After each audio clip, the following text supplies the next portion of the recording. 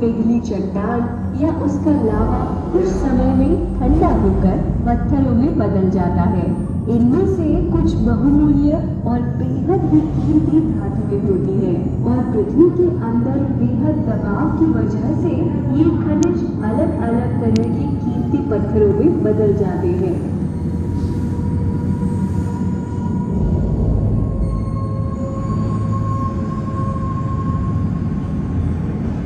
इनका वास्तविक मूल्य इनके अलग अलग गुणों पर आधारित होता है और इनमें खूबसूरती, रंग और इनकी मजबूती का भी बेहद महत्वपूर्ण स्थान होता है।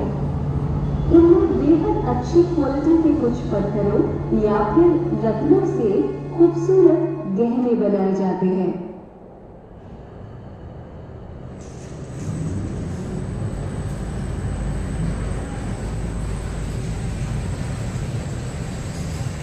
हम आपको दिखाने जा रहे हैं कि इन रत्नों की खोज कैसे की जाती है या फिर ये कहें कि इनका खनन कैसे किया जाता है।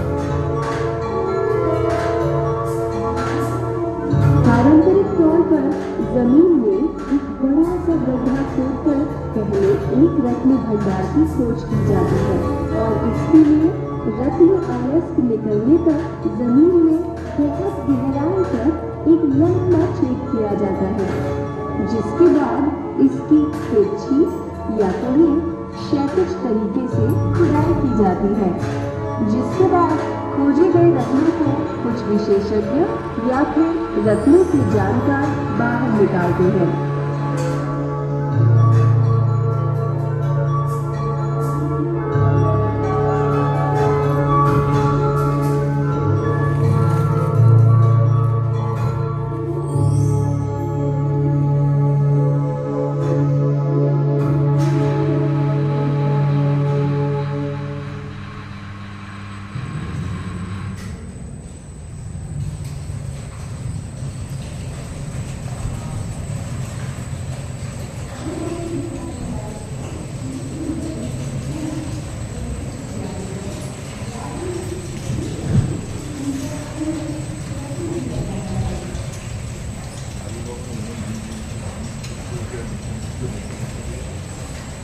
हालांकि ग्लोबलाइजेशन के इस दौर में तकनीक के विकास के साथ ओपन पिट माइनिंग हाइड्रोलिक माइनिंग में बदल गई है, जो पहले के मुकाबले तेज और आसान है।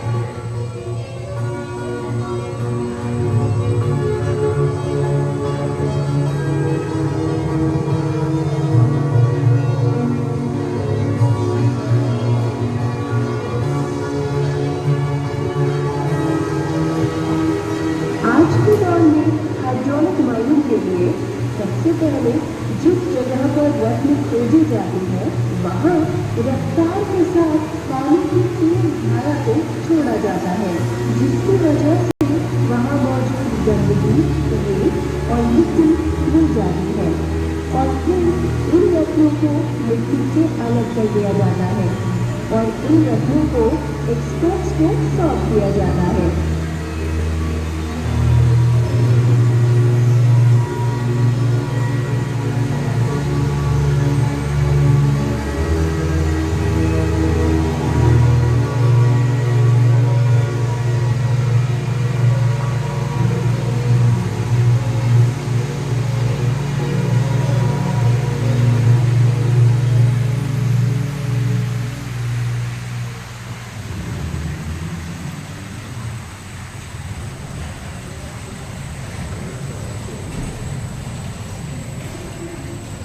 और इस तरह की कीमती रत्नों की खोज दुनिया भर के कई देशों में होती है।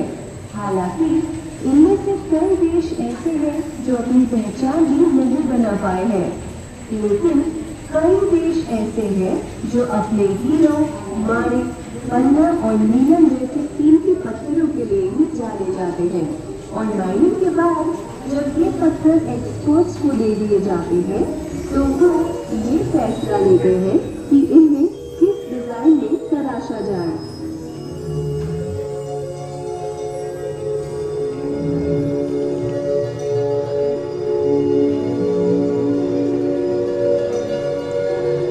और इनको बेहद खूबसूरत और चमकदार बनाने के लिए धोने के साथ साथ इन्हें अलग अलग तरह के आकार में काटा जाता है। और जब एक बार ये काम पूरा हो जाता है तो फिर इन पर पॉलिश की जाती है। विशेषज्ञों की माने तो करीब 154 तरीके से इन्हें गोल आकार दिया जाता है और जिस आकार की बाजार में ज्यादा मांग होती है उसी तरह से इन्हें भी ढाल दिया जाता है। माणिक और नीलम की बात करें तो इनकी मजबूती का स्तर 9 होता है। पन्ना, पुखराज और जामुनिया की कठोरता का स्तर 7 है, जबकि दूसरे रत्नों की कठोरता का स्तर और कम होता है।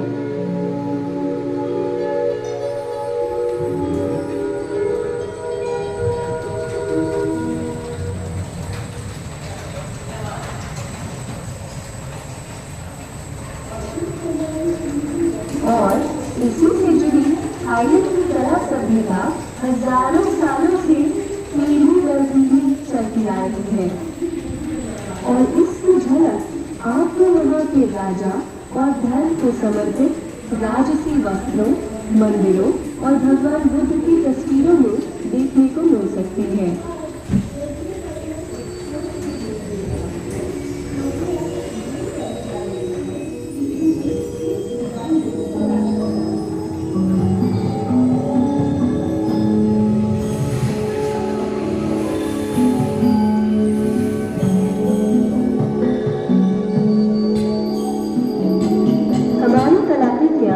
उनको बनाने वाले कलाकारों के विश्वास और हमारी धार्मिक मान्यताओं को प्रतिबिंबित करती है, जो बेहद ही शानदार काम की झलक दिखाती है और हमारी गौरवमयी सांस्कृतिक विरासत को परिभाषित करती है।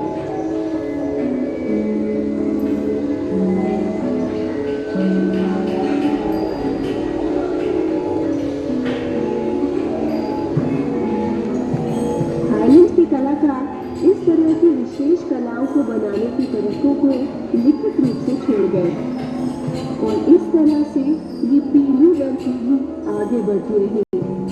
वास्तव में थाईलैंड की कलाओं को 10 श्रेणियों में विभाजित किया जाता है, जिन्हें व्यापक रूप से थाई के कारीगरों के 10 समूहों के रूप में जाना जाता है।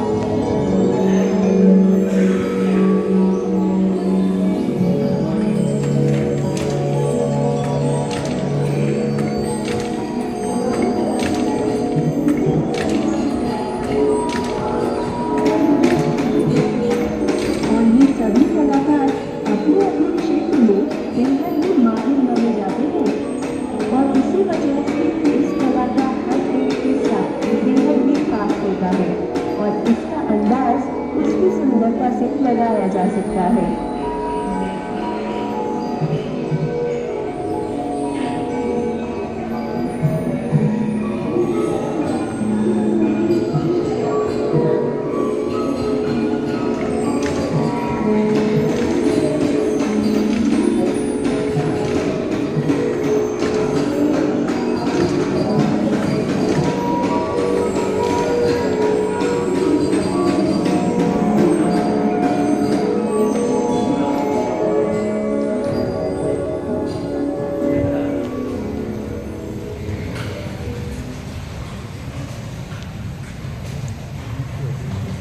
पुराने समय में किसी राज्य की शक्ति और राजा की महानता उसके आभूषणों, उसकी वास्तुकला और उसके विशाल खजाने से भी मापी जाती थी।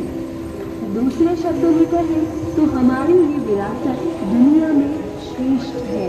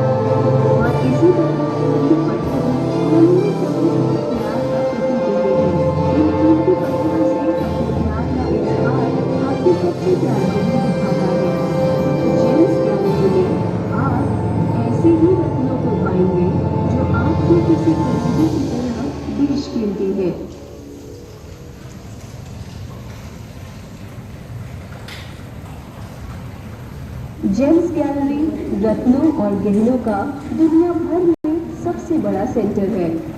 कंपनी के बैंकॉक, पटाया, फुकेट और चियांग माई में शोरूम है। साथ ही हमारे रत्नों के साथ वारंटी भी दी जाती है और आपको ये भरोसा दिलाती है कि हमारे ये रत्न बेहद ही अच्छी क्वालिटी के हैं। जेम्स गैलरी तैयार है आपको बेहद ही शानदार और दिल को छू लेने वाली सेवाएं देने के लिए।